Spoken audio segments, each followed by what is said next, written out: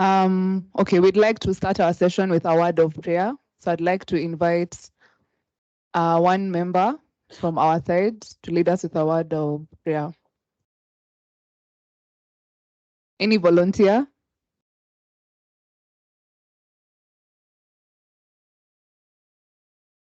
Yes, Neil, thank you.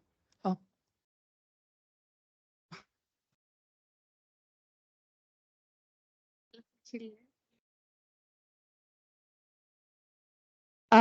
Let us pray. Mighty and everlasting Father, we come before this evening. Father, we thank you for this session, my Lord. Father, we ask you to guide us, be with us, and let it be fruitful. In Jesus' name, we pray and believe. Thank you very much, Nell. So, good evening, good morning, good afternoon to everyone, because we know we also have our brothers and sisters watching us online all over the world. So thank you for joining us today. I'm your moderator. My name is Miriam Guru. I'm a member of Catholic Youth Network for Environmental Sustainability in Africa, CYNESA. So yes, our Green Room Side event is on why faith matters matter in multilateralism, sorry for that, to combat climate change impacts, biodiversity loss, and plastic pollution. So because of time, because we also know that we're also competing with the cocktail reception that's going on. So I'd like to jump straight into inviting our executive director, Alan Otaro, for welcoming remarks. Yes. Thank you. Thank you very much, Miriam. Thank you, everyone, and welcome. It seems we are doing very well so far in this competition between this Green Room event and the reception. So thank you for being here. My task is very simple, is to offer some welcoming words to those coming to Kenya and Nairobi for the first time. Karibuni sana. To frequent guests, you're also very much welcome, but particularly to this Green Room event on why faith matters matter. Now, the title of this Green Room event is also a play of words as well, why faith matters matter in multilateralism. It's also a tongue twister. If you can say multilateralism 5 times in quick succession, then you're doing pretty well. But I think it also speaks to the complexity of the environmental crisis that we face and the challenges of the global environmental infrastructure or frameworks that exist to help us achieve some progress in addressing the so-called triple planetary crisis. In this case, reference to our topic, climate change impacts, biodiversity loss, and plastic pollution. For those who've been to UNEA before or to the climate COPs or other COPs, I see some faces here of people who are gurus, experts in some of these meetings. It's a complex but also perplexing process. So for those who are new to it, I'm sure it's even more confusing, even just to find your way to conference room 14. But I think the novelty is also the engagement now and participation of faith groups, people of faith, the faith community in these processes. Multilateralism sounds like a really big word, but when I was looking up what it means and the history and so on, it sounded to me like we're just talking about dialogue. And in the encyclical letter Laudato Si, Pope Francis speaks a lot about the importance of dialogue at various levels, at the international level, national level, regional level, and local level. So I hope that at the end of this event, that we will have achieved some level of multilateralism among ourselves, and that we can then contribute and inspire and challenge those who have been given the responsibility in the conference rooms, conference room 1 and the other bigger ones, to make statements and so on, to really make ambitious policy statements, but also come up with practical ways of implementing those resolutions and decisions that they make. So with those welcoming remarks, I hand over back to Miriam. Thank you very much. Thank you, Alan, for that excellent inspiration. So our program, if you have it, is divided into 3 sections. We have the opening, which we have just started on. And then there's also the white part, which is the insights on faith and multilateral action. And then the last part, we have Nyumba Yetu ya Pamoja, which is launching of the book, which will be led by one of our own called Tess. So now we can go to the introductions. And okay, I'd like to start off by asking, how many Christians do you have in the room? By a show of hands. Okay, that's nice. That's a good number. And Muslims, wow, that's very nice. And Hindu, Indians, sorry? Oh, sorry for that. Hindu, yeah, that's nice. We also have Buddhists.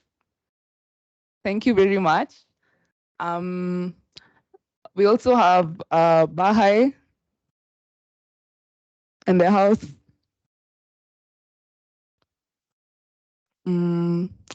Okay, and any other? If I've not mentioned any faith? Sorry, Brahma Kumaris. Sorry. Yes, thank you very much. That's a good number. Thank you for joining us. So on our side, we have a couple of speakers.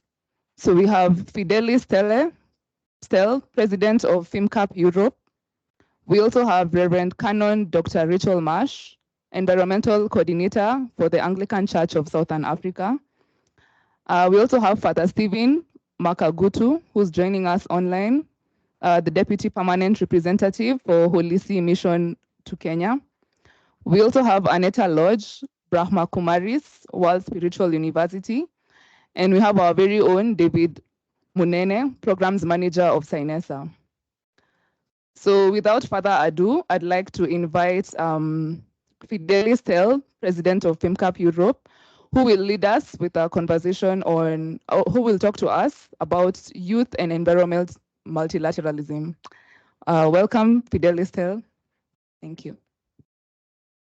Thanks for the invitation, first of all, and thanks for so many people coming here. I think that's great that we are here together in this room to talk about such an important topic. And from the last days, I think it's very clear that we need to act to solve the triple planetary crisis. And I think triple planetary crisis is something special because pollution doesn't end at borders. The atmosphere is cross borders, so we need to solve the problems also cross borders. We need spaces like this, like UN, to solve these problems, to find common solutions for these problems. And I think also faith doesn't end at borders. So I think it's very good to come together and use this space to find a common ground, because I think we have many shared values and we have, I think, a shared interest in solving these triple planetary crises and these problems and find together solutions. For us as FIMCAP, a very important thing is solidarity. Solidarity between people in society and solidarity with the planet. That is one of our main focuses.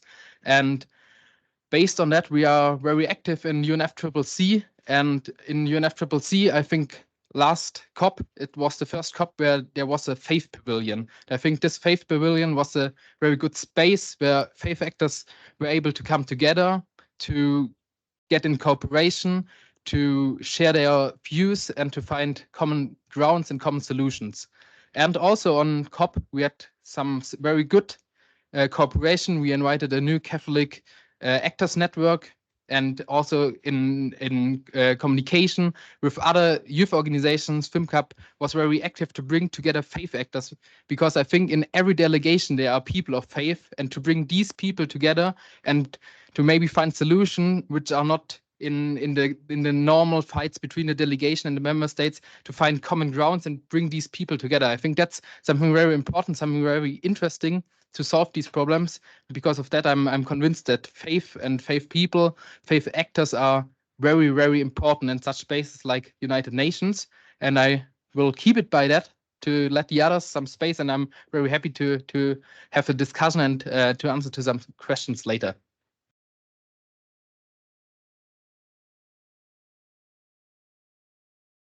Thank you very much, Fidelistel. So I think we can all gather from that solidarity is quite important because we all have a common goal. So it's important for us to get common solutions to our problems and stand together in this. So next, I'd like to invite Reverend Canon Dr. Rachel Marsh, the Environmental Coordinator of the Anglican Church of Southern Africa, who's going to lead us on women, clergy, and environmental multilateralism. Thank you. Thank you so much. And it's wonderful to join you this evening, this afternoon. I'm going to speak about the role of faith, clergy, and women so that I can cover my topic. What is the role of faith in multilateralism? When you come to UNEP, you see that we're dealing with the triple planetary crisis of climate change, biodiversity loss, and pollution. And we will be discussing the causes of it, such as fossil fuels, deforestation. But we do not get to the root causes of those problems. Gus Speth, who was the advisor to Bill Clinton, said this. He said, "I used to think that the environmental challenges were biodiversity loss and climate change, but I was wrong. The environmental problems that we face are greed, selfishness, and apathy. And we scientists don't know how to deal with those. The reality is that the root causes of our challenges in the triple planetary crisis are crises of faith, of values, of ethics and morals. And that is why the voice of faith is very important in multilateralism. And the voice of faith is often silenced. So it is important that we work out how to get our voices into those important spaces, how we can get wording into resolutions, how we can speak truth to power. Faith is also important because we are global networks. You can find Muslims in the tiniest little village in the most rural part of every country. You can find Catholics in the biggest cities and the smallest areas, in the informal settlements. We are global networks, and we can bring those stories, the realities of the impact of climate change and biodiversity loss and pollution to these places. The church where I worship on a Sunday, right across the road, we have a huge problem with dumping. And as we worship on a Sunday morning, you can smell the plastic burning. You can take those stories of the reality of worshiping with the smell. We don't smell the incense, we can smell the plastic burning. And we can bring those stories to this international level. So faith is important. Interfaith is radically important in multilateralism. We were very honored earlier in the week to join our Muslim brothers and sisters for the launch of what they are calling the Muslim Laudato Si document, which is called Al-Mizan. And it is wonderful to see that we are now exploring our scriptures. I can take that book, and if I'm in an interfaith setting like a school, I can quote from my biblical scriptures, and I can also bring some words from the Quran. And that means that we can then show that we are working together in multilateralism. So then on to clergy. What is it like to be a clergy in this space? Now, it's quite interesting. Sometimes you feel like you can't approach somebody, very important negotiators. And I was talking to my friend who works for SADC, the Southern Africa Development, and she said, use your collar, use your collar. And so I did. So I went to the Namibian negotiators and I spoke to them. And they were very delighted to meet me because I was wearing a collar, only to discover that every single member of that Namibian delegation has a link to a church. One says he sings in the choir. One is a pastor, and she sits on the board of the National Council of Churches. So now we can begin to work with those people. So use your clerginess, use your collar, use your power when you're in these spaces to talk to people. And so women clergy. I always like it when I'm together with my Laudato Si brothers and sisters, because they introduce me as the Reverenda Canonica. which sounds much nicer in Italian than it does in English. So how does it feel like to be a reverenda? You know, my icon, my hero was Bishop Elena Wamukoya from the country of Eswatini. She was the very first woman bishop in the Anglican Church in the whole of Africa. And very sadly, she died and passed away from COVID. But she was my inspiration and my mentor. And she said once, you know, I believe that God called me to be a bishop at this time because I know the pain of carrying water on my head and having it drop and have to go back and get more water from the river. And then I arrive to school late and I'm tired. And I thought she brought that reality of climate change and environmental into her ministry as a bishop. And I do believe that women clergy, let me say women generally, have an experience of the impact of climate change and biodiversity loss in a way which is different to men. It is generally across Africa the women who are walking further and further distances to fetch the water. And as the streams dry up, they have to walk further, starting earlier in the morning, putting themselves at risk of sexual harassment. It is the women who have to walk further to fetch the firewood. It is the women who are dealing with toxic chemicals and pesticides, who are maybe pregnant and have a small baby on their back. It is the women who experience the loss of biodiversity. You know, they did a study once and they asked the men, I think it was in Sierra Leone, they asked the men and they said, what are the uses of this tree? And the men could give them 7 uses. When they asked the women, what are the uses of this tree? They said 32. Because the women understood the use of that tree for healing and for cooking and for so many things. And often for a man, maybe a tree is seen as a way of making some money. But for a woman, that tree has much more value because the woman is involved in cooking, the woman is involved in caring for the children, the woman is involved in many ways. And so I do believe that women, I'm not going to say women faith leaders, whether you are a young woman faith leader, whether you're the leader of your mother's union, whether you are a sister, you have a very important role in the environmental movement. One of the things that I think we as faith leaders bring to the climate crisis is hope. Many people involved in the environmental movement are losing hope and feeling despair. But we do believe in the renewal of this earth. We do believe in the renewal of this planet. And there is a verse which speaks to me very deeply, which is the verse in Romans when it says that creation is groaning. And we are experiencing the groaning of creation. But it doesn't stop there. It says creation is groaning as in childbirth.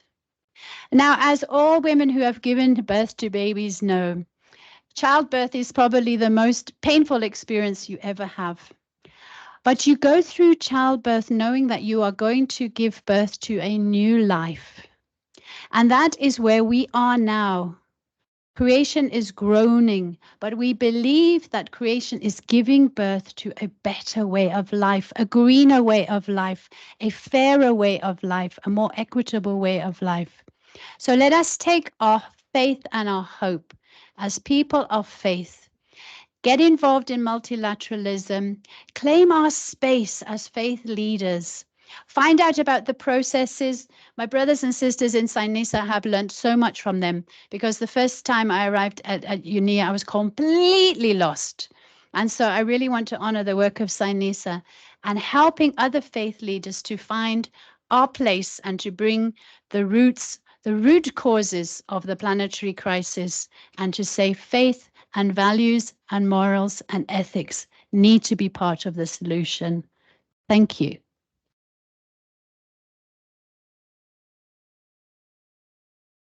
Thank you very much, Reverend Canon, Dr. Rachel Marsh. on that excellent insight. I have gained a lot on the role of faith in multilateralism and the role of women, clergy or women in faith, and also the importance of values that we need to have in order for us to be able to combat climate change.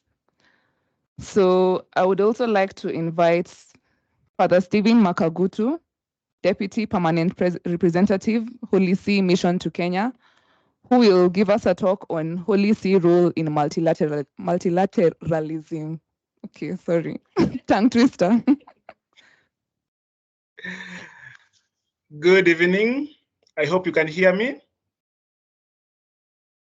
And Yes. my apologies for not being able to be there because I had another meeting and also I have class. Actually, I've just been with the lecturer.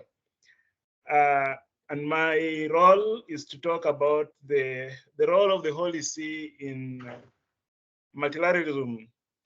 And I want to change my topic, not change it, but modify and call it reconfiguring multilateralism. Last year, on 4th of October, Pope Francis released Laudato Deum as the continuation of Laudato Si. And in number 37 and number 38, he called us to reconfigure how we negotiate, how we deal with things that govern the whole of the international world. And therefore, I've called my presentation Reconfiguring Multilateralism. The Holy See, which is the state of the Holy See, based its role in diplomacy in the argument that all of us were created in the image and likeness of God, and hence we are brothers and sisters who can come together and talk as a people and listen to one another.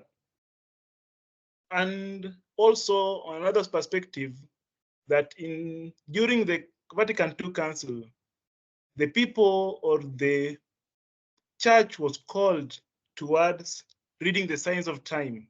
And therefore, the church is moving out from the scriptures, but also from the dimension that the world is taking. And therefore, it becomes part of diplomacy. In Laudato Si number 169, the Pope is saying that international negotiation cannot make significant progress due to the position taken by countries which place their national interest above the global common good. And that is why he's calling us to reconfigure our negotiations, our diplomacy. And because it has also been realized that diplomacy is now moving away from state to state, but also state with other actors like the faith-based actors, the civil society, and the other major groups. And in that way, then we must meet or have diplomacy from below or from the lower level, because we have had multilateralism from the top level of member states. But now we are being told that it is also possible to have it. And it gives an example of the Ottawa process against the use, production, and manufacture of anti-personnel mines, which was brought about and agreed upon majorly by the civil society. And therefore, we must put everybody into perspective when we are having diplomacy. And also, the issue of our cultures and globalization also affect how multilateralism is taking place today. And therefore, what does the Holy See do, or how does it engage in this spectrum? The Holy See is a voice of morality, a voice of ethics, that when things are being negotiated, then we ask, how do they affect the human life? How do they affect nature?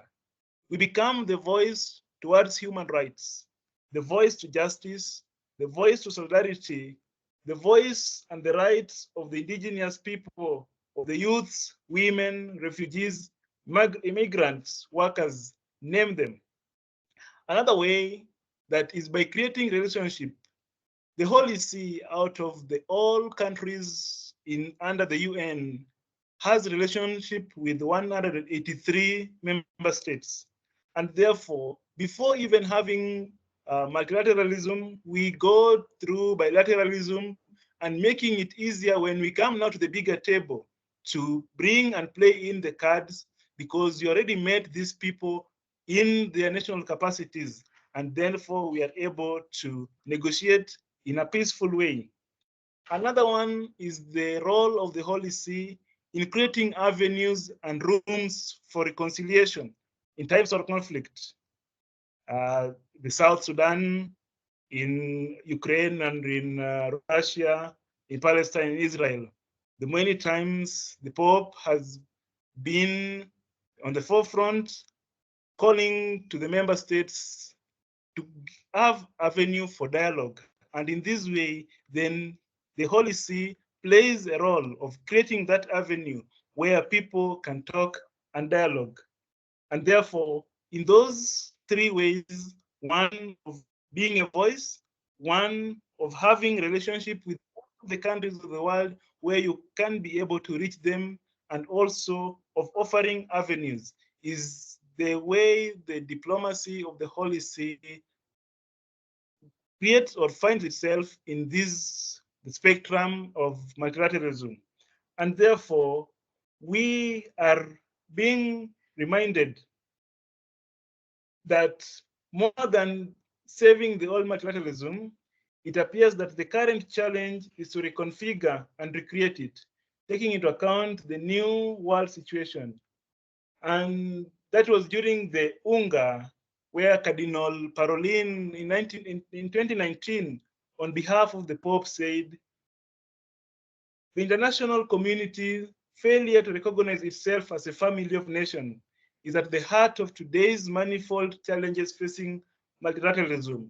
So therefore, another thing that the Holy See says, that we must first recognize ourselves as a family, that when you're coming to the table, now we are here. When we began this meeting, we were asked about our faiths and people showed their faiths. Now we first have accepted we are people of faith as a family. Now we can negotiate together, have the issue on the table.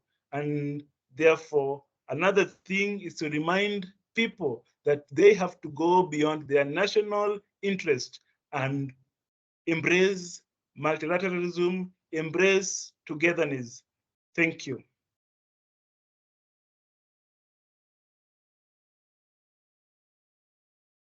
As people of faith, we can all agree that our speakers deserve better claps than that. Thank you. Okay, that is for all the speakers we've had so far. So only that we can start clapping again from the top. But yeah. So I'd also like to thank our speakers for keeping time. They've kept time very well. So thank you, Father Stephen, for the talk on the role of Holy See in multilateralism. And as you can see, that's quite a complex, it's quite complex as from the name. I'm genuinely struggling with the pronunciation. Sorry for that. So I'd also like to now invite Aneta Lodge from Brahma Kumaris World Spiritual University, who's going to talk to us on spirituality and environmental multilateral action. Welcome. Good evening and greetings of peace to all my beautiful sisters and brothers. And I would like to start with a moment of appreciation for all of us. Some of us, we've been here already for like 10 days or 5 days and working very hard with lots of love and determination. So really take a moment and say thank you to yourself, and maybe also thank you to your brother or sister sitting next to you. Really well done. This beautiful commitment and energy. Thank you. So yes, I am representing the Brahma Kumaris, and we are an international NGO, and we are a faith-based organization, and we are a part of this beautiful interfaith family. And actually, so many good and proper and wonderful things have been already said, so I am not going to repeat. But I will I would like to focus maybe on more practical ways how to contribute to these multilateral agreements and how to implement them in practical life. But before I do this, I would like indeed to say that multilateralism, environmental multilateralism is very important because we are simply in one boat. And if water comes on one side of the boat, the whole boat will sink. So there is no other way than to cooperate. And as my brother said, we are, of course, one family.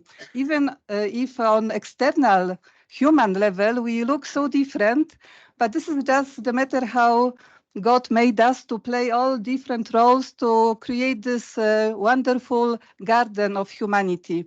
But if we look inside, already our blood, our tears, our sweat are all the same. And if we go even deeper, then we see that we all want the same things: peace, truth, love, happiness. And this is what really defines us. And this is what makes us into brothers and sisters. So this understanding should be actually the driving force to come to write resolutions and to implement them as soon as possible. One thing is to agree on the resolutions, which is such a difficult task, but then to implement them, it is another big thing. And now it's the question of now or never. Actually, there is no more time to waste. Already, we are using the resources of 1.6 planet Earth. We have only one. So much suffering is there in the world. So there is really urgency to act. And the Brahma Kumaris actually has a spiritual perspective into this whole crisis and the way we can change it. And we have this one slogan which says, when I change, the world changes. We always actually have to start with ourselves. And then this is the biggest project that we can have in our lives. When I change, then I can be inspiration for others. I can help others because I will have the experience. So yeah, very often we want to start with the final product, like we want to change the world. We don't like the fruits of the tree, but we have to really go back, and we have to go back to the seed. And the seed, it will be the consciousness with which we do things. So it's not so much about what I do, but why I do it and how I do it. So in Brahma Kumaris, again, we say that first I have to check and I have to change my consciousness. If my consciousness is spiritual, it means holistic, inclusive, full of love, full of peace. If it is like this, then my words, my attitude, my actions, my relations, and finally the whole world will be reflection of that spiritual awareness. If it is not like this, then we end up in the situation we are right now. And David, a few days ago, he was saying that he doesn't understand why people of faith, which actually are most of people in the whole world, it's like 84% of total population subscribes to this or that faith or religion. So why we do not follow the teachings from our religions, which are always very good. But this is the sign of time also. It is the time in which we are right now. We have forgotten this true identity. So in the Brahma Kumaris, what we advocate is to raise our consciousness and to return to this true identity of peace, love, joy, and the truth.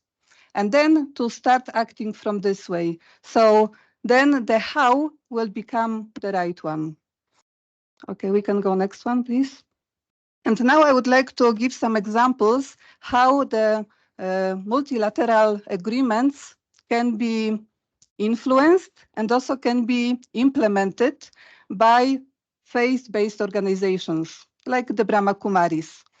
And of course, one of the main things how we can contribute to those agreements is to be observers in all those different multilateral fora. And there are so many of them, and really it can be very confusing.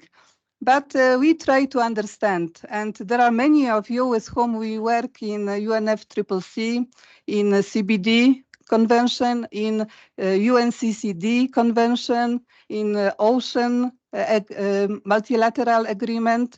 So, of course, this is a platform where we want to make the voice of faith heard, to explain those root causes, as my sister was saying, because now very often we want to change the fruits on the tree, but actually we really have to go back to the seed. Okay, we can go to the next one. And one, I believe, very good example of this interfaith cooperation is what as my brother mentioned before, the cooperation of different faiths in the UNFCCC Climate Change Convention. And one is indeed the Faith Pavilion that was for the first time in Dubai. But actually this cooperation has started already a long time ago. More than 10 years ago, Interfaith Liaison Committee was established, which encompasses many different faiths and beliefs. And within this ILC, we meet regularly in between so-called COPs.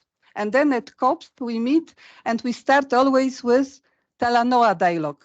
And this is such a beautiful way to start any dialogue, any discussion. And I think you are familiar with it, so I will not go into the details.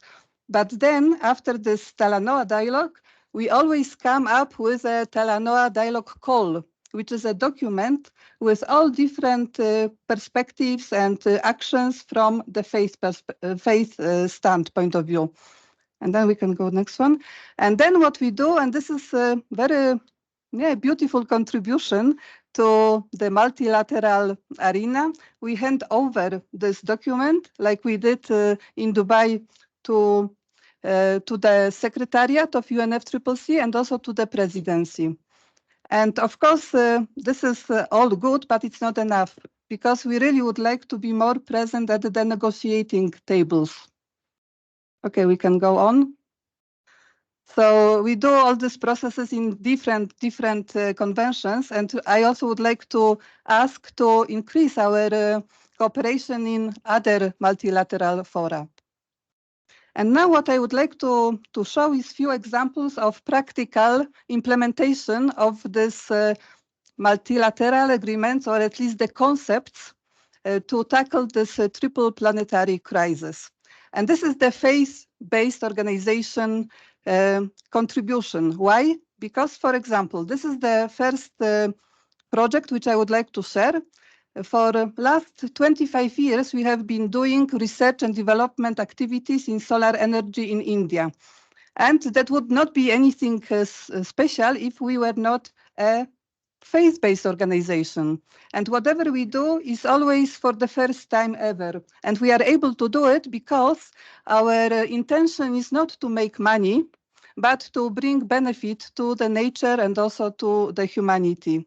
So we have developed together with partners the first solar cooker for institutional applications. And now we cook 35,000 meals a day for people who come to our campus. We have developed a solar power plant, which is called India One, where we can store energy and we can generate power for 24 hours a day. I believe it is still the only solar power plant in the whole world that can do it. And it was done only because we were having unlimited view. And then impossible becomes possible. Okay, we can go next, please. Next. And this is a new project which we do to tackle the pollution problem. So just a few days ago, we inaugurated it, and this is a solid waste management plant where we are going to treat all different types of rubbish and make waste into best, or waste into wealth or energy. But of course, then our main message is that we cannot tackle pollution outside if we don't tackle our pollution inside first. Okay, and then another research project, which is quite unique, is what we call sustainable yogic farming. So sustainable means organic, but also natural.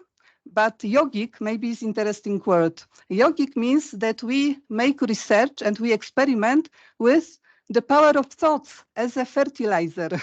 So we don't use any fertilizers, but we consciously create positive thoughts, good wishes for the soil, for the water, for the seed, then for the plants when they grow. And then we see what are the results of these experiments. And the experiments show that when we combine organic and so-called yogic agriculture, then the outcome is similar to when we use chemical-based agriculture.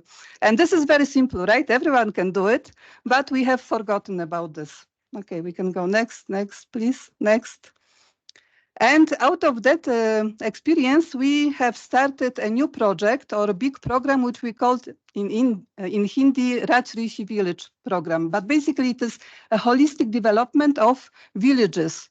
So we have adopted a number of villages, and we want to create a model communities. So we looked at all SDGs, and we actually help those communities, if you can go to the next slide, to create a better place to live. So we do clean and green villages.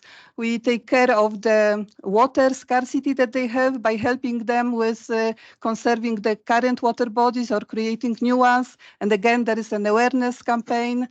Child-friendly, women empowerment, but also what is very important, we increase the livelihood of people who live there by helping them to generate more income from the small land that they have. And this is all the community work that we do. And this is a very important part when we speak about implementation of these multilateral agreements. And one of our inputs here during this UNIA was that we really need more help, more support for community-led projects. So I think I will stop here. Thank you very much.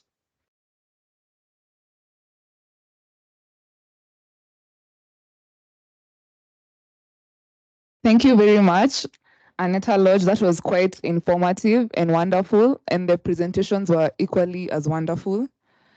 So last but not least, I would like to invite our very own David Munene, our programs manager at CYNESA, who will lead us on linking multilateralism to grassroots actions. Welcome. Thank you very much, Miriam. And before I proceed, I'd like to kindly request colleagues of faith to please clap for Miriam for an excellent job so far.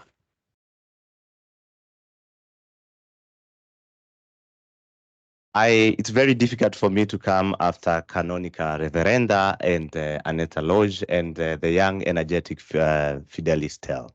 But I will give it the best shot I can with all the faith I've got.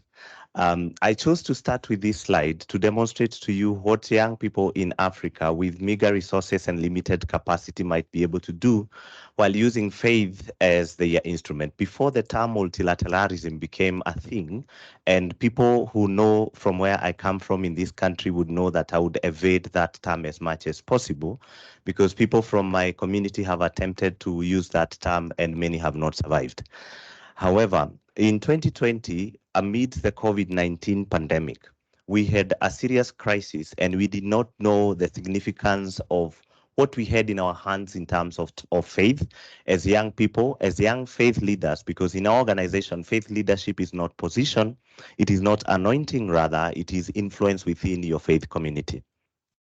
And so we thought, after a struggle of engaging with the clergy and religious men and women with positions in our spaces of faith, why not experiment and see what the influence they have on the communities could do in terms of taking us through, first of all, the COVID-19 pandemic, but also reversing and halting nature and biodiversity loss.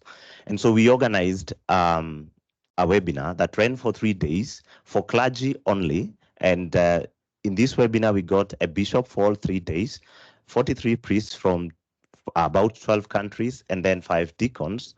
And after that, I think I do not want to claim responsibility for this, but one of the 43 priests was also ordained a bishop later. Next slide.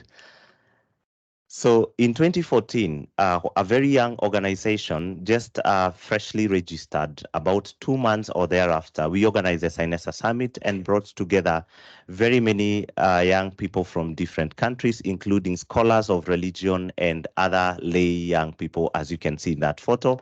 Some of us, if attempting that jump today, might break bone, but let's move to the next slide. The faith march in Rome. This, I think, was the first march that brought the term faith into the limelight of the world, and it was organized by the then Global Catholic Climate Movement, and they, I think, partnered closely with Green Faith, and now GCCM is now known as Laudato Si movement. We participated, and the man smiling in the middle there is Desteri Moses, who is our country director, CYNESA Tanzania. Next slide. The idea was to also not replicate or create redundancy, but to establish mechanisms through which we can engage with existing platforms and existing systems. The World Youth Day is the biggest youth congregation in the history of the world, and we thought that perhaps organizing an eco-youth festival in 2016 would have given us leverage to also introduce other matters, for example, Laudato Si, which had was just a year old or something of the sort, having been launched in 2015. As an attempt, the only thing I think we had was ourselves, our faith, and the banner you can see, perhaps a little bit of merchandise. But the traction we gained thereafter allowed us to be able to navigate the barriers that have been created historically, to be able to traverse countries by engaging with young people who we did not know back then. It is by sheer chance that the gentlemen on your left and to the right of the banner are all here, but the others on the left are not here.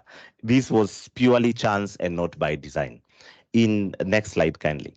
In 2017, we thought we come from a society that is highly patriarchal, and where women faith leaders rarely have a significant voice in terms of where they come from. And so being young and being wild, I would say, wild but contained in a good way, in a faith way, we thought to ourselves, how about we organize in the most patriarchal setting of Kenya, in the coastal region, organize a women faith leaders advocacy training on disposal of waste and how they can create wealth from the same. You might be able to notice some of our colleagues who are here. I think Dr. Dorcas might be there, if I'm not mistaken, who is here with us. And we were able to get a range of about 45 women. The age range was between 18 and 65. But what is more interesting about this is that people of faith just need a nudge. They've got the fire in them, but it needs to be sparked. Because when we put these women into groups before lunch, they came later on during lunch and told us the groupings are nice, but we think the formula used may not apply for sustainability purposes. And so they told us, please put us according to how close we are each other in terms of the geographical locales of where we come from. I like to report to this meeting that even today, I receive calls from these women telling me that they met, and this is about 7 years later, having a conversation about other things, not necessarily what we started. Next slide. I will not attempt to butcher my French in this case, but in Rwanda, our CYNESA Rwanda team also plugs in very well with the Environmental Management Authority and the Ministry of Environment in Rwanda, and they organize within their energetic spheres events that will create advocacy for both faith, but also the significance of faith championing the environment, and also people in government who associate with some kind of faith and usually constitute a majority in our context, to be able to remember that they are people of faith even when they hold cabinet secretary, ministerial, and presidential positions as well. Next slide. In 2019, we plunged ourselves into the deepest, darkest side of the sea with the roughest of sharks, famished after Lent. And we organized the only international Laudato Si conference that has been held outside Rome. In 2019, we brought together about 300 delegates, including school children from a fairly decent school, not an international school. And the rationale for this was also to give them an opportunity to imagine themselves in the space of the UNEP, working as decision makers. Now, these young people these students also led the opening prayer in a dramatized way. We invite you to look at our website. You might find more information about that, and also the CYNESA YouTube channel. We brought together 300 delegates from the 5 possibly habitable continents of the world. And these people engaged in a conversation, including people from the grassroots and indigenous peoples, to be able to see how we can move Laudato Si from text to action. Some of them have been able to establish their own organizations, approaching Laudato Si from a different perspective. Others are here in this meeting because a spark was ignited about the possibility of accessing the UNEP.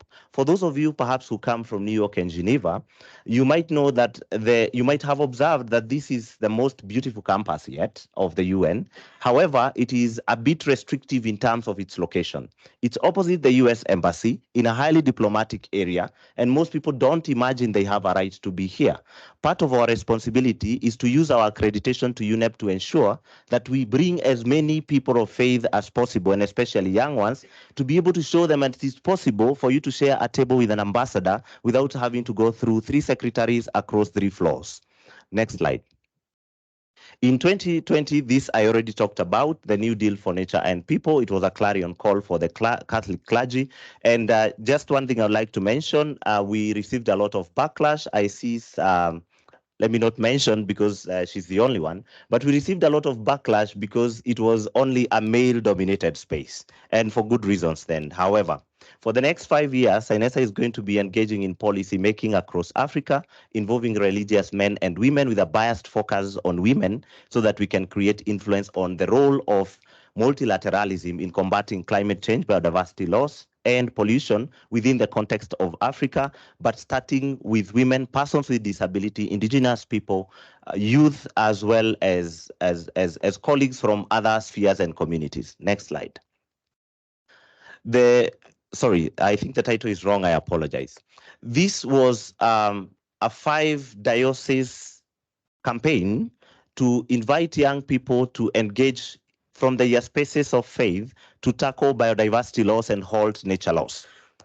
This is a church in Malindi, St. Anthony, I think, in Malindi. And we were able to go through 5 dioceses in Kenya, but were able to meet about 550 young people. One of the biggest impact stories of this is that we engaged in a workshop one day with a young man called Pius Modha, and in the Catholic Diocese of Murang'a. And because of what we shared that day, the following day, he tells me he couldn't wait for morning to come. He started collecting seeds from the compost in the family and started growing trees, which he started distributing free of charge.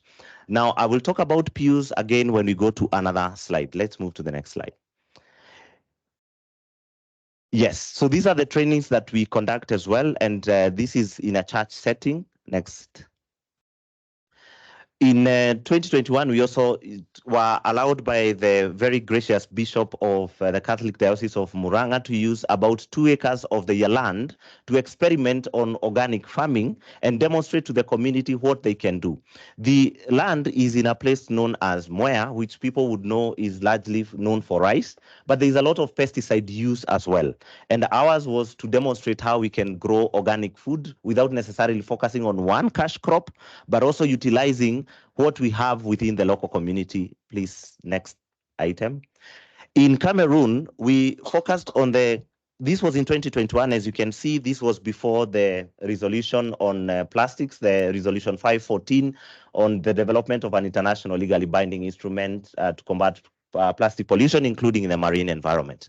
Our idea was that we've got a lot of plastic already. We are not able to fight the corporations from the top, but I think we can fight them from the bottom by refusing plastic and also utilizing the plastic that we have in a meaningful way. This garden was set up with the help of a priest in Akinjo Raphael Catholic Church in Bojongo, Douala, to sort of demonstrate to the community that the plastic you have around can be used for good reason, and perhaps even if not for the longevity of the full life cycle of plastic, you can be able to read the environment of plastics. Next item, please. This is in Rwanda. So we started growing PET organic gardens, and the organic gardens were mainly set up around the household area so that women could be able to utilize the small resources and spaces they have. Of course, focusing on, for example, the issues of UNCCD about land tenure and ownership, where women land rights are quite limited in our context. And although this is improving, it is still dismal. And the women were able to grow organic food. And therefore, this meant that they were reduced in terms of the economic load on the family was reduced. And also the work that they needed to go and till in the fields was reduced. This was done in Kenya, Cameroon, and Rwanda. Next slide. In Douala, that is Father Innocent, who on the bottom left of the screen also helped set up that garden with internally displaced persons because of war, and also the parishioners of his parish. He also came up with an idea of using bottle caps of PET bottles to be able to create jars and also tables and baskets as well. Next slide. In 2022, we worked on the garden that has been granted to us by His Lordship James Maria Wainaina to be able to set up 2 gardens. One at the parish compound, which is where you can see the bottom part of the screen, and the garden on the top section. We developed water pans, we dug a well, we rehabilitated a borehole, provided tanks, and after all, we were able to demonstrate that even people within the communities can be able to utilize the small space that they have to grow organic food. But however, the biggest story, I think impact story for us, is that when we rehabilitated about half a century old borehole, the church agreed to be providing water to the traders and the household around the church free of charge. We had not envisioned that, but that decision really warms our heart to date. Next slide. The key outcomes, this is the borehole that I talked about, and we were able to increase our household level produce, uplift the local community through labor and business, increase the water access. And to the church also, we made savings because now they don't need to buy water when they have events like funerals, weddings, and so on and so forth. Next slide. In terms of trying to create influence in our spheres of faith, in 2022, we gathered the young people before the Association of Member Episcopal Conferences of Eastern Africa, which is the bishops' body of Eastern Africa, to be able to have a conversation about the input they would like to give to the bishops ahead of the quadrennial plenary of that year. Coincidentally, that year, the focus of the quadrennial plenary of the bishops of AMESEA was around Laudato Si. We gave 13 demands, which were infused into the development of the outcome document of the quadrennial plenary by the bishops and on the implementation guidelines of Laudato Si. We can proceed to the next slide. Thank you. So as cooperation would have it, and in our small scale sense, the project that we started out in Muranga, we handed it over to Caritas. Now, this is the beauty of collaboration with agencies within your faith, intra-faith and interfaith.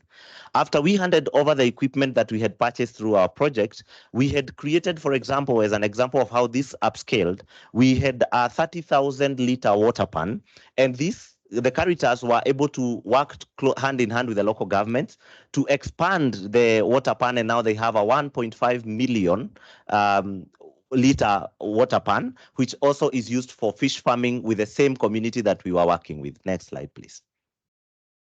This is the CYNESA formation plan. And the formation plan in CYNESA helps us to journey with young people, engage with them and demonstrate to them how they can bring out the best of their God-given talents, their skills acquired through human intervention of education, for example, to build a world that is safer for all and non-focused on the environment. This was the 3rd cohort, and some of the colleagues here are already in the room, including our very own beautiful and excellent, brilliant MC Miriam, who was part of the cohort that just graduated recently.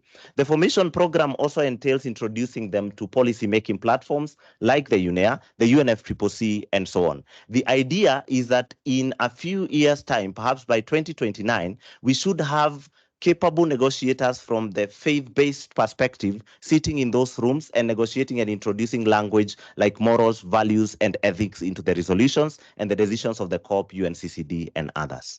Next slide.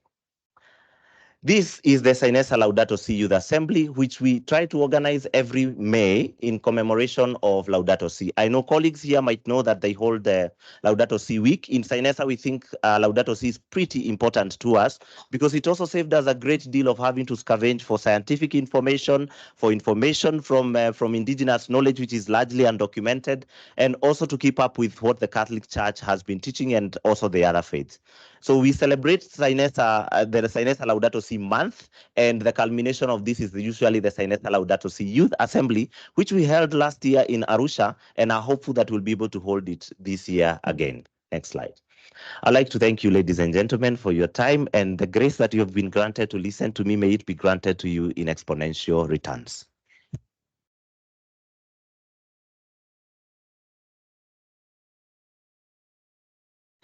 Thank you very much, David, for that insightful and wonderful, captivating talk, accompanied with also equally as wonderful slides or presentations. So I think one of the common themes that I have grasped from all our speakers today is the concept of interfaith and the fact that we all have one common goal, which is to combat climate change impacts, biodiversity loss, and plastic pollution. So we have all seen how I have actually really liked the quote that was on Aneta Lodge's presentation, which was on one boat, one family, now or never. So we are all on the same boat and we're all heading to the same direction. So we should just work together for greater outcomes in the end. So I'd also like to ask our technical team to project the QR code so that we can all register, scan and register. Yes, thank you.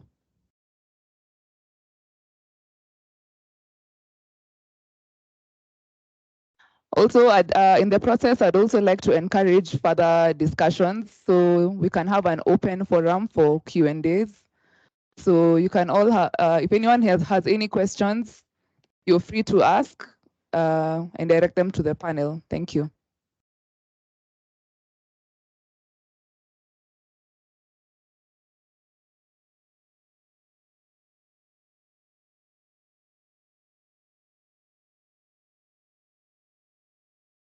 If there's any questions, I'd like to invite at least 2 questions because of time. Yeah.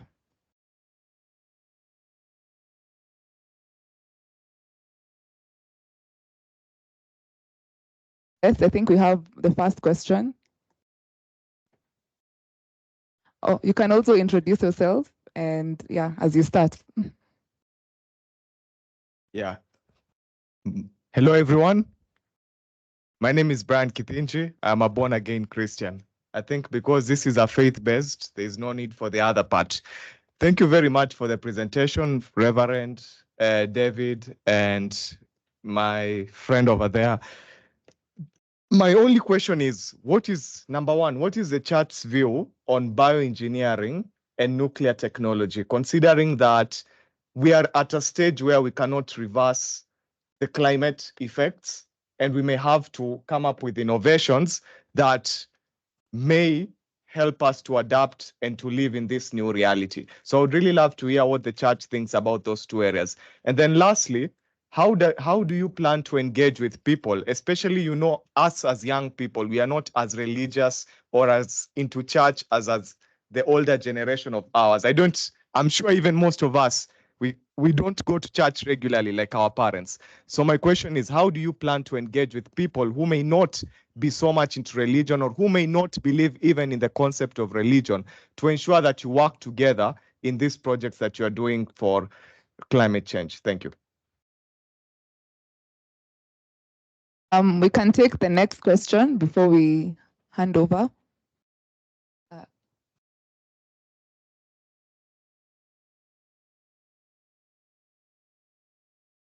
Yes, welcome.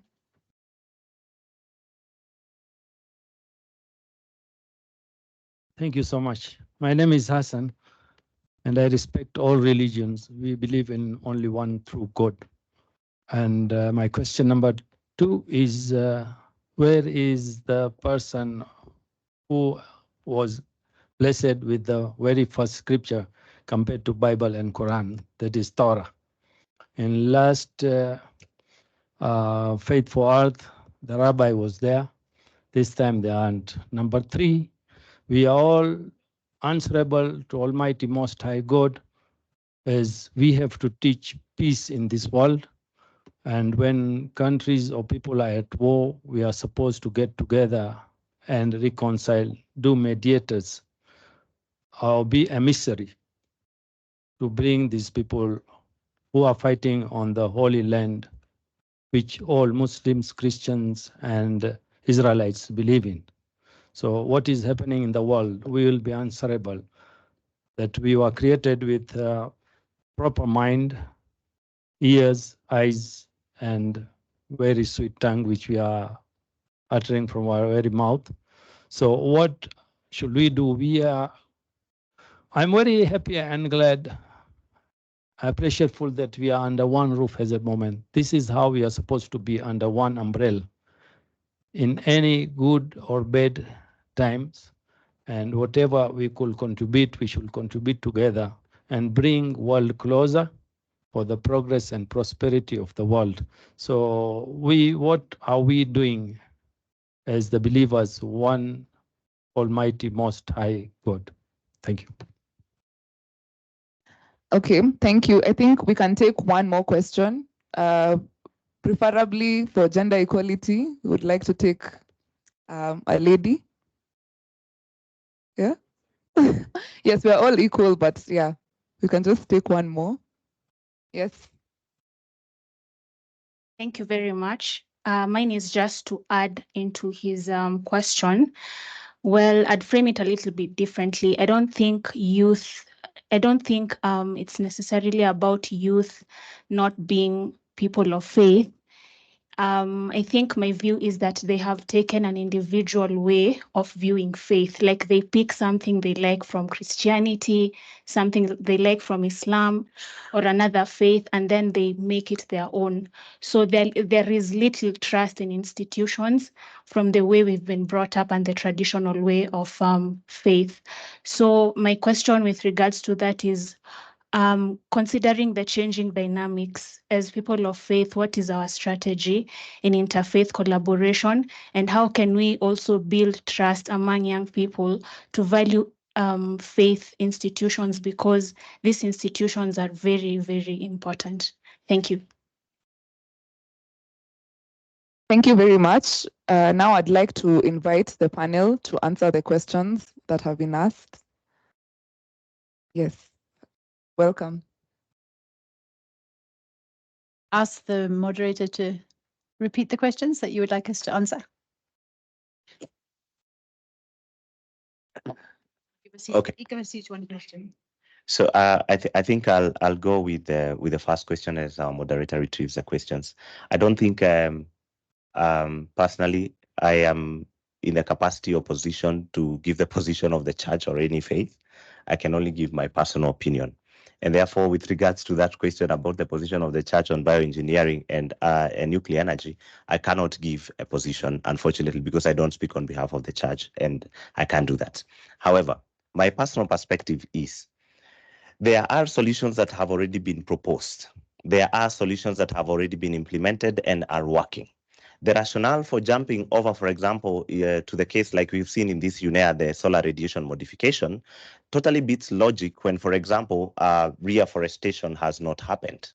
With regards to nuclear energy, I am usually concerned that most of the nuclear scientists stop at how clean it is, but never want to talk about the waste, which is toxic, and even burying it for 1,000 years will still be radioactive. We have cases, for example, in even as close as South Africa, where children have close as, sorry, not South Africa, but South America, where children are born without limbs because of the radioactive nuclear waste. People do not want to talk about that. We just want to talk about the cleanliness of that nuclear energy. And for me, in my line, in my own capacity, not as programs manager CYNESA, but as David Munene, in my own capacity, nuclear is a no-go zone. because we haven't even tapped to the solar energy examples we've been shown, for example, by Aneta Lodge. In Kenya, for example, geothermal is hardly utilized, even with the questions that arise around it. I think we have God-given resources that we can be able to regenerate and be able to sustain ourselves. On the question about faith with young people, I'm privileged to be working with a lot of young people in the spaces of formation in our CYNESA and across our 10 chapters. What I have witnessed is that there is secularization of religion. And when you secularize religion, then you lose the focus of the entire whole thing. And that is why you'll hear, I would rather pick an item from here and another item from here. And then in the end, what that creates often is a confused element in a person that calls themselves a person of faith. But I also welcome objective and very open conversations where young people come to our formation, and colleagues who are in the cohort 3 of our CYNESA formation can attest to this. They tell you, I am baptized Catholic, but I do not associate myself with the Catholic faith anymore. It is our responsibility to be able to demonstrate to those people the rationale and value for that faith, because ethics, values, and morals have got to be instituted on a solid fabric. And faith, for me, is the only solid fabric that grants people the capacity to be able to do that. Thank you. I think I'd also like to speak into the area of young people. As I mentioned earlier on, a lot of young people are feeling eco-anxiety. I know many young people are saying, I don't want to have children because I don't know what the future is going to hold. And that's where faith becomes so important. And I think it's also an opportunity as people of faith. We are told to preach the good news. And the good news is that we do have hope, even though the situation is very bleak. I always remember Archbishop Tutu when he was asked at one point, are you an optimist? And he said, no, I'm not an optimist, but I am a prisoner of hope. And I think we can say that we're not optimistic. The future is bleak, but we are prisoners of hope because our faith gives us hope. We have to have hope because we're people of faith. And so I think it's also an opportunity for us to reach out to young people who are disillusioned with the church. We know there are many reasons. There's things that happen in this institution which hurt young people, and they don't want to be associated too much with the institution. But we are a movement of faith, and young people can be attracted to that hope that we have by activities. We've seen young people who they first of all become involved in activity like a tree planting or a cleanup, and then they come back to church because now they're saying, wow, the church is actually relevant to the issues that are important to me. And they want to be part of a church. And I remember one of the statements a young person said, which I think was quite profound. And they said, we used to go to church and now we are church.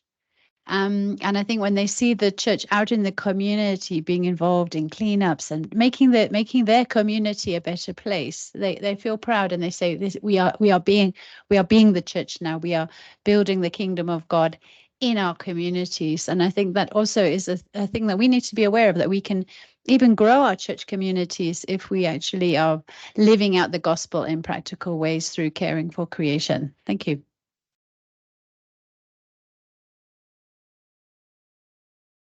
I think time is also a big factor at the moment. So I think we would like to now move on to the third item on our program, which was Nyumba Yetu ya Pamoja. And I would like to invite Tess Gitao to lead us on that. Thank you. Thank you so much. I'd like to beg your indulgence for just about 10 more minutes after 8, and I know we'll be able to wrap it up. So I do beg all of us, let us stay inside and just get to hear what we have, especially on this special launch of Nyumba Yetu ya Pamoja, that is our common home. So my name is Teresia Gitao, as you have been said, or as many people get to know me, I am Tess Gitao. And I know as I begin, I'd like to ask for forgiveness from our Tanzanian brothers and sisters, and also for our Kenyan brothers and sisters. It is a Swahili book. Kiswahili inanipiga chenga. In short, what I mean is that Kiswahili, it's, the fluent Swahili is, I'd say I speak the Kiswahili from Nairobi. So so from this segment, I just have 3 speakers, and I'll be able to just ask a few questions, because I know you're wondering, we are having very many books. That is our common home. That is one. We have Laudato Si, and we have Laudato Deum, as Father Stephen Makaguti was mentioning earlier. And I know you're wondering why, but I'd like to refer to Reverend Rachel Marsh, as she was saying, we need to know more about our voices need to be heard. We need to gain the knowledge. So we need to listen, we need to read. And through that, I want to say, I'd like to welcome my panelists. And the first one that I'm going to be welcoming tonight is Dr. Romanos Opio, who is the program's leader for Sustainable Urbanization at Stockholm Environment Institute Africa. And he's going to be talking a little bit about the booklet itself, that is our common home. The second person on the list, I'm going to be inviting Reverend Rachel Marsh just to speak for a little bit, and also Father Stephen Makagutu to wrap it all up. And without any further ado, I'd like to pose this question to Dr. Romanos Opio, who is also, as I continue to introduce him, the lecturer at Nairobi University. So Dr. Romanos, please tell us about our booklet, and also why should each and every one of us who is a non-Swahili speaker, why should they read it? And also to our Swahili speakers, why should they get it? Over to you, Dr. Romanos.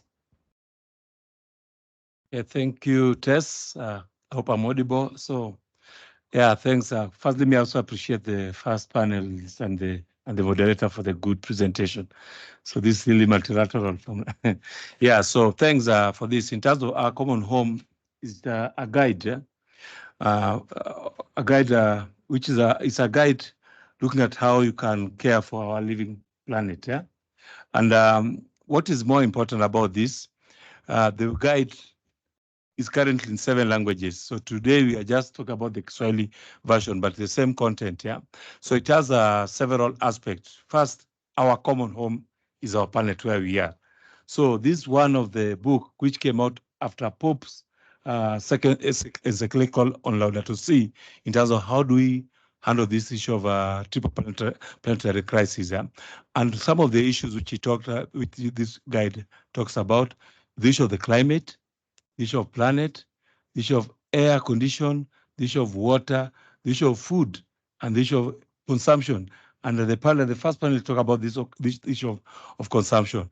And more importantly, the issue of circularity. How do you manage our waste as we produce? So this is a very important book. So it's in 7 languages. It's in English, it's in Portuguese, it's in Spanish, it's in French, it's in Italiano, and also now it's in Swahili. So it simplifies all this discussion in terms of what should be done from different levels, because we are talking about multilateral. So here we are talking about multi-level. At government level, what should they do? At the industry level, because people produce a lot of things to the market, what should they do? At community level, where the action is actually required, because whatever we discuss at multilateral actually comes from the community at the local stage. So I would urge most of us to go to the website, SCI website, to see how we can work on this, how they can participate for this. So it's a collaboration between Vatican and Stockholm Environment Institute. We are trying to bridge science and faith. Thank you.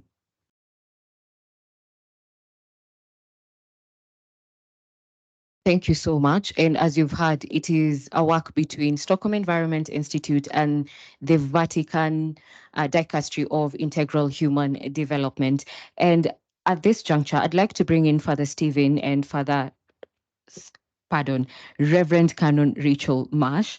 And I'd like, because in their work, they get to speak in very many languages, So I'd like to understand, why should we translate these books into different languages? Because as you've said, Dr. Romanos, is that we are having them in 7 languages. So first, over to you, Father Stephen. Why should we be translating this booklet into very many languages as much as possible? Thank you, Tess. Before I answer that question, today is a beautiful day, 29th of February, because solar radiation modification has been withdrawn as a resolution for the 2nd time in UNEA. And if you have met me during the UNEA and OECPR, you'll know that the church stand that will support mitigation is the only way towards attaining triple planetary crisis. And therefore, the church will not support such as geoengineering, nuclear weapons, and the rest. To the question you have asked me, language is power. We connect so easily if you understand the language that I speak. And in the Vatican too, they call for inculturation, that people go back. Before the mass was being done in Latin, in everywhere in the world, the priest, you understand, you don't understand, and that is why we have a bell in church, so that when the time for consecration reaches, then somebody will ring the bell, people to know what is happening, because they didn't understand Latin. And therefore, when the church realized that people are not understanding what is happening in the church, now they allowed for translation of our books used in the church, the translation of the Bible into local languages, and because language has power. And therefore, for the translation of this document to Swahili and to other languages, it brings it near to the people, what they can understand. As a priest, when I go as a missionary, everywhere I go, I must learn the language of the people. Because as much as good you are in English and, for example, Swahili in Kenya, you will touch people's life more easily and more closely if you understand their own language. Because there are some things, some words that come out so easily, so perfectly in the local languages that we have. Even at the UN, we have 6 UN languages, so that somebody can easily understand in his own language and make that thing so close to them and hold them to their heart. So language is power. It brings things closer to our heart. And therefore, for me, if it can be translated, leave alone Swahili, in my Luo language, because I used to go to the radio in my place in the Luo land, but I want to explain ecological change of the ecological changes, and how do I translate it? Because now I had to use English and make a whole paragraph for one word.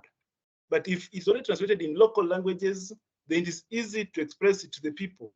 It brings them closer. So for me, if everybody can pick David to do a Kikuyu copy, somebody else doing their own languages in Hindu, in Gujarat, all that, it will be easy for the people and it bring it closer to the people. Thank you, Tess. Thank you so much. And I'd like to pass it over to Reverend Canon Rachel Marsh. Thank you, Teresa. I think this is a really important document because it's bringing together science and faith. And it's a small document, so it's not too difficult for people to read it. And I think to find the science around the issues of climate change and biodiversity in a language which is accessible to faith people is really important. So why is it important that it's translated into local languages? The late President Nelson Mandela said this: if you speak to me in a language that I understand, you speak to my head. But if you speak to me in my mother tongue, you speak to my heart. And so by translating it into people's mother tongues, you are now speaking to their hearts. And I think that's when faith language becomes really important. So we celebrate today, this day, when it is being translated and celebrated in Kiswahili. Well done.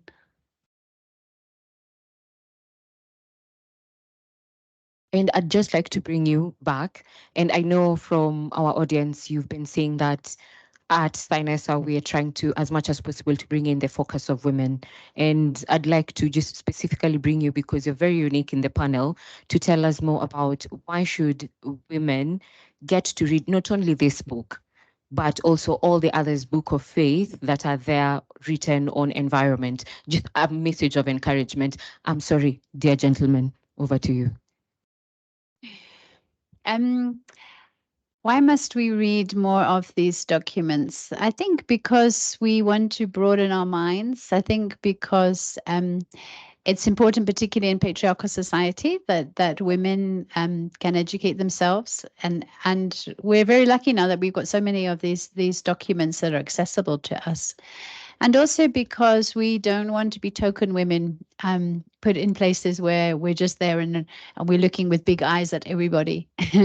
let our women faith leaders, and I'm looking at the young women, you are our faith leaders. You don't have to be a clergy, you are our faith leaders. We're looking at our sisters, are looking at our heads of mothers unions, we want you to be the ones who are on the stages and who are speaking and who are able to make the connection, not only between faith and science, but between faith and science and the lived realities of the triple planetary crisis. Because you may not be an expert from a university, but you are an expert in what it feels like if you know that your child is drinking polluted water. You are an expert in knowing how painful it is when you have to walk further and further to feed your family. So bring that expertise to positions of power. And to be able to do that in an effective way, it is important to read these documents so you can bring your personal experience as a woman with your language of faith, together with some of the more technical terms that you will be learning in this documentation. And then that becomes a very powerful statement that can go out into the world. Thank you. Thank you so much as well. Let's give them a round of applause, please. And that brings us to the end of this short, small session. Is it small? Just a very short and sweet session. And before I forget that here we are having English and Spanish copies. So my dear friends, if you want to practice Spanish, if you're already a Spanish speaker, please grab yourself a copy so that you can go try to read it aloud and try to practice your Spanish. And also you have English copies. For the Kiswahili copies, they are online and they're going to be displayed. There's a QR code where you can scan for our Kiswahili speakers online and here, where you can sit and where you can scan and be able to get this booklet, download it and share it with your friends, with your family members, and also with some of your relatives, even your enemies. They're also welcome to read, because this is going to be affecting us all. And with that, as we end and as we get our copies, I'd like to call on our panelists, all of us. So the English speakers will be getting the English copies, Spanish also Spanish, and Kiswahili speakers, please download it, and we'll have a photo session as we wrap up this session. So thank you so much. And I'd like to hand it over to Miriam to wrap up. Thank you so much. Thank you very much, Tess, and for all the speakers. I would like to invite Tafara Nandazi, our Deputy Executive Director for CYNESA. Yes. Evening, everyone. My name is Tafara. I'm from Zimbabwe, very proud Zimbabwean, and I stay in South Africa. It's multilateralism in action and hospitality. Thank you, Kenya, for hosting us. I've been an interesting week, and not to waste of your time, I'd like to, as you saw on David's presentation, CYNESA 2014, CYNESA 2014. So CYNESA is 10 years. We turned 10 on the 26th of February, that's Monday, and yes. And so obviously we'll be having a year-long celebration of 10 years. So tune into CYNESA, follow us on Facebook, Twitter, Instagram, wherever, and see what we're doing. Faith, thank you for coming. This is inspiring. It's good to see people of faith. I mean, we're here. Different reasons brought us here. I mean, if I try to explain, you'll be like, oh, okay, that's why you're here. But it's faith. We thank God. I thank all of you here, and that we care for creation, because we see what's going on. I come from Zimbabwe, where we've had 4 years of successive droughts. We don't have maize right now. I hope you can donate maize. We need help. But yeah, thank you. And as people of faith, let's go out, let's inspire other people, and let's keep working hard. And asante sana. Thank you.